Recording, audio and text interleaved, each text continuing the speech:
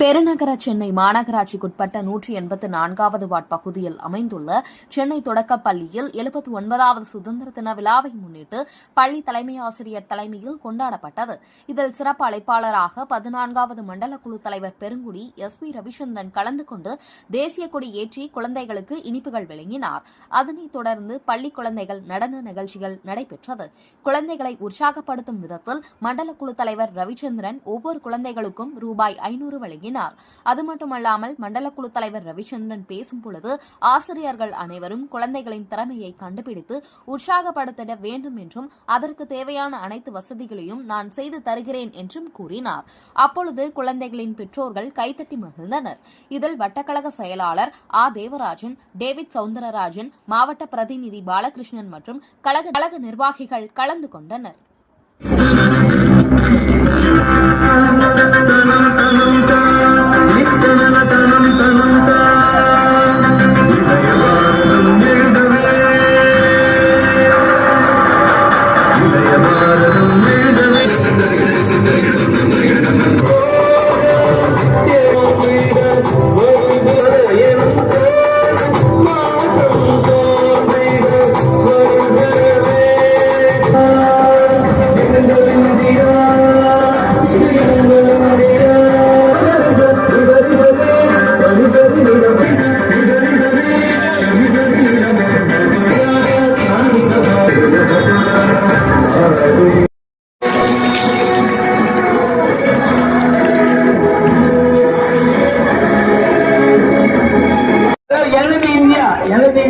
அப்படின்றது ஏன் இதை நினைக்க கூடாது.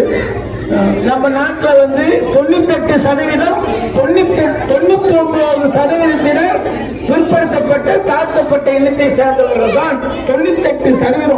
நான் 99 கூட போல 98% மக்கள் இதெல்லாம் பண்றது கிடையாது. நம்ம குழந்தைங்க அந்த ஒரு ஜதின்னு சொல்லுவாங்க, அந்த ஜதிக்கு ஏற்ற மாதிரி டான்ஸ் எல்லாம் ஆடுறது.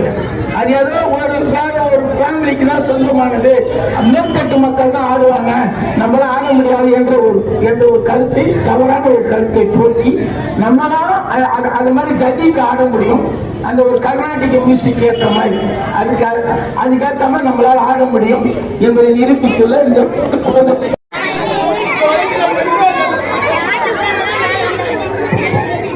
பெட்ரோல் எல்லாரும் நேரணுமா உங்க குழந்தைங்கிட்ட என்ன தேவைன்னு முதல்ல நீங்க கண்டுங்க.